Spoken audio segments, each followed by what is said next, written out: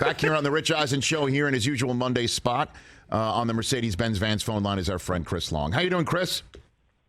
Rich, what's the word, man? Well, I don't know where to start with you. Let's just start with how significant you think the Jimmy Garoppolo injury is, despite Brock Purdy's first out-of-the-gate performance against the Dolphins in a win for the 49ers. Your thoughts?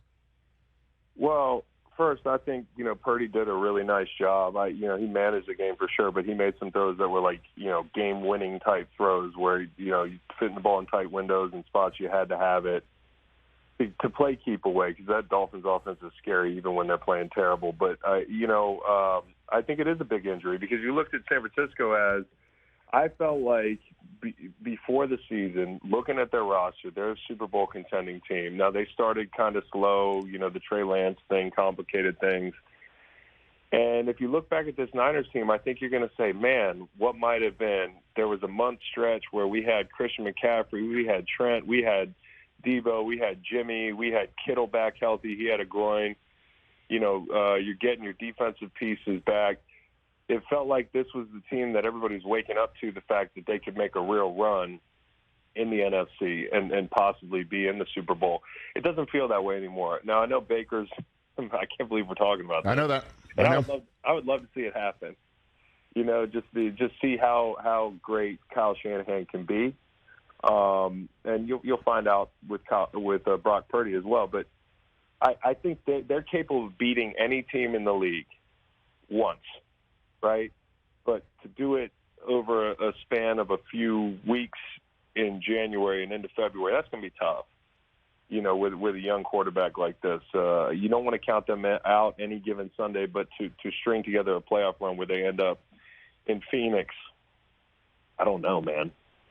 If you're San Francisco, you put in a claim for Mayfield, right? You do that, correct? I guess.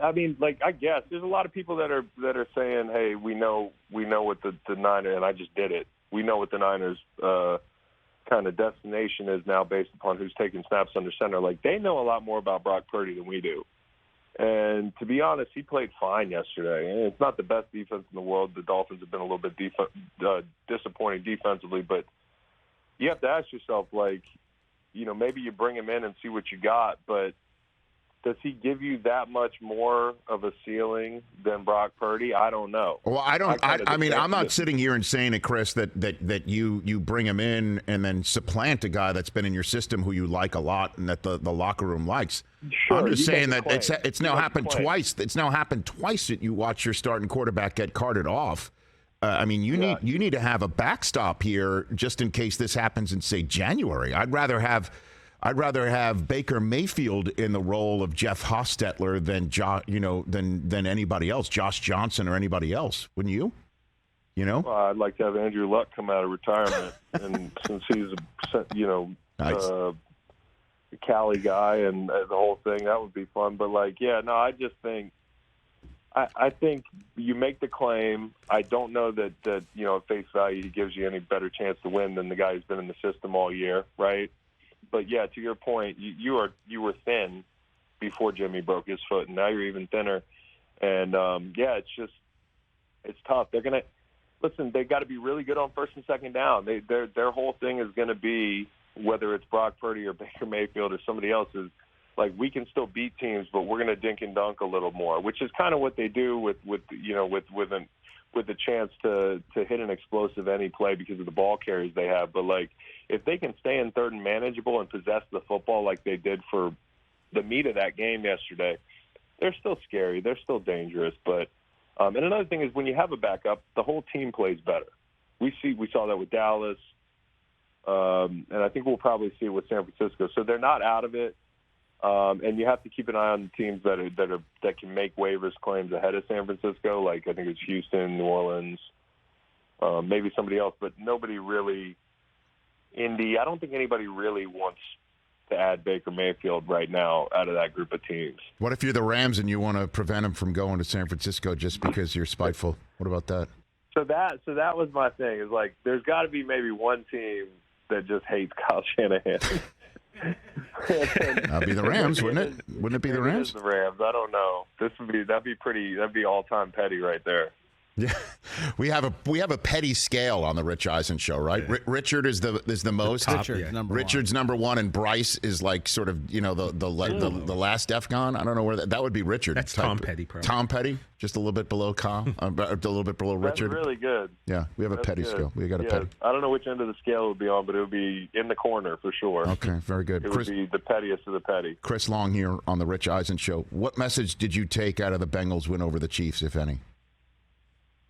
I'm just amazed at how far this group's come. I think now, last year they were a team that got better as the year went on, right? And they didn't have a reputation to fall back on, so they kind of snuck up on people. Well, this year, defending AFC champs, the whole thing, people are writing it off to a Super Bowl hangover. Maybe people are writing it off to a flash in the pan type thing. But when you do this year after year and you improve through the year, you're building something. That means you've got a decent program in place. That means you've got, kind of a team chemistry, a leadership about you. Obviously you have a great quarterback. The Patriots always pride themselves in getting better as the year progresses and being able to morph and beat teams in different ways. And I feel like the Bengals are really impressive. Not only what they did last week, which surprised some people, the physicality with which that offensive line played, because that was the unit that we were the whole year hinges on these guys playing well. The whole point is to try to stop getting Joe Burrow killed, and it was like they whiffed early in the season. You were like, damn, they just whiffed. But if you look at them the last two weeks, they've been dominant. I mean, Piron had 40 yards in the first quarter. It wasn't like he had a 30-yard run or something and then a bunch of 2-3-yard runs. They were chunks. They were 5, 7, 11 yards. And they don't even have Joe Mixon right now. And they were moving the ball behind the left side of that line. And when you have a quarterback like Joe Burrow, who's just it's a total Grim Reaper moment for him, 3rd and 11 late in that ball game. I mean, not to mention getting to 3rd and 11, the pocket mobility with which he plays right now. He reminds me of Brady, the way he moves around in the pocket. Yeah. He always has, but he's actually more athletic. Snead had him dead to rights on 2nd and 7 or something. And he should be sacked for a 7-yard loss that last drive where they're trying to put them away. Instead, he's able to find time and make it 3rd and manageable. And there's so many plays in that game that Joe, just a little subtle movement in that pocket before he delivers a strike is the difference. So when you got the run game going, you have physical offensive line. Higgins has stepped up like a number one. Chase is back. You're going to give Joe Mixon back. And I haven't even mentioned the defense. There were 2 spots in that game, not just to mention DJ Reader and Hill stepping up early, but, there was a chance late for the Chiefs to go get 6, and it was 3rd down and low red. And Trey Hendrickson just blows by, and he's got a pressure. He's free run at Mahomes, who just burns it out of the back of the end zone. Okay, that's a 4-point play. And then late, not only does Henderson pressure him on 1st and 10 late in that ball game, I think it's 27-24, and Chiefs are trying to tie it in the drive, and they're in Bengals territory. But 3rd down, they rush 3, which frustrates Patrick Mahomes, right? They actually sack him. I think Osai beats Brown, and they're just the edge rushers, the guys inside, whether it's the back end guys coming down and adding to the run game, hitting people, Von Bell, Hilton, they're just a really complete defense, and they can play different coverages. They drop back and rush 3. Mahomes got frustrated. They had 2 guys downfield in the same play, blocking downfield.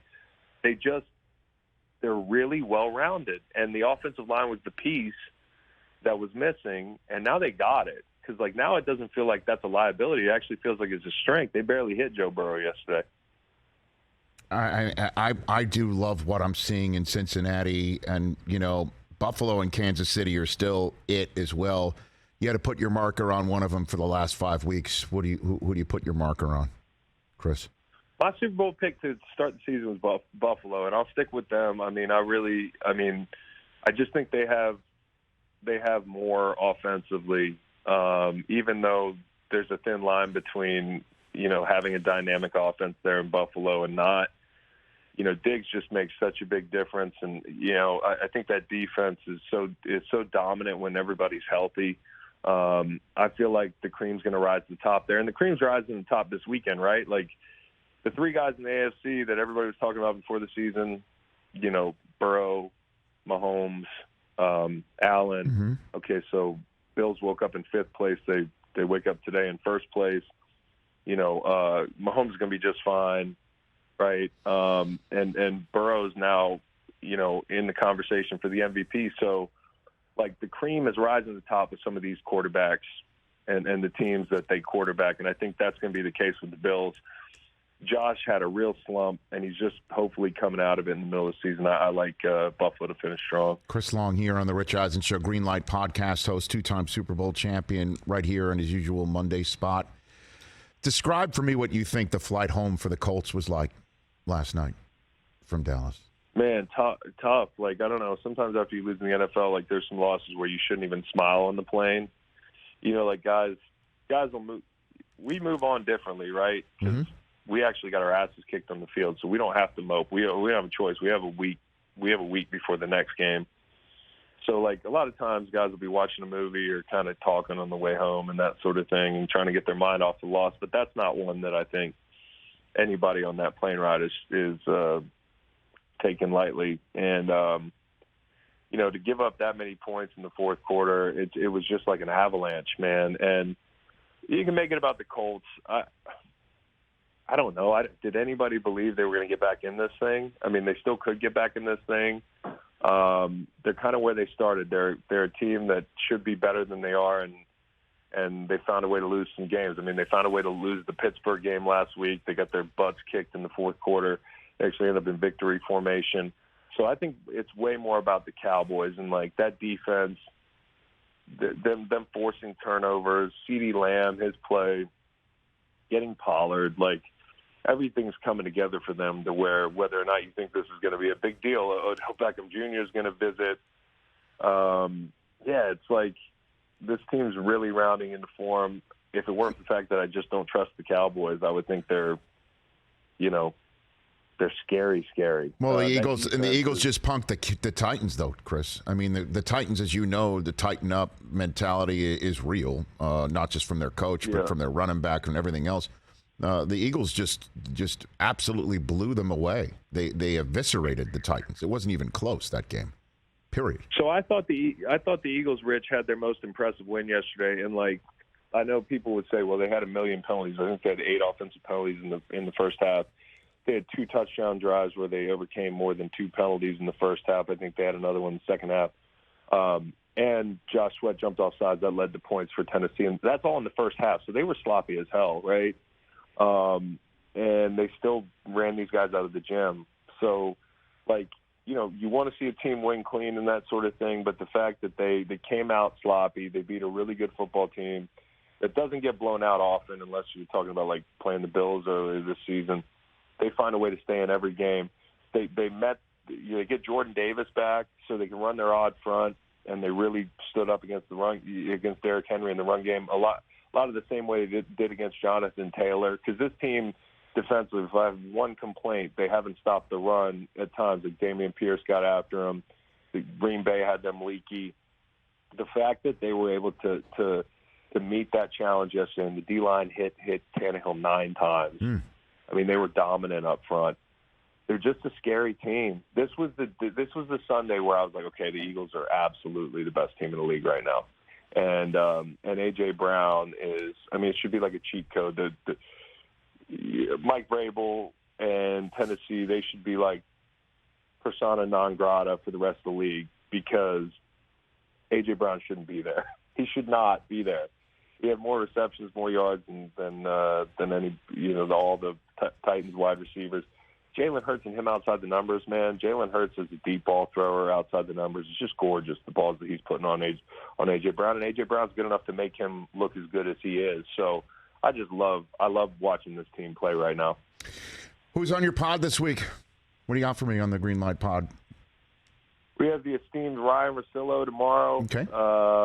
And flying by the seat of our pants, Rich. Okay. We might have a player on there tomorrow morning. I don't know yet. We'll see. All right. Well, I'm always available. I did a couple of weeks ago, but I'm happy to come on whenever you want, Chris.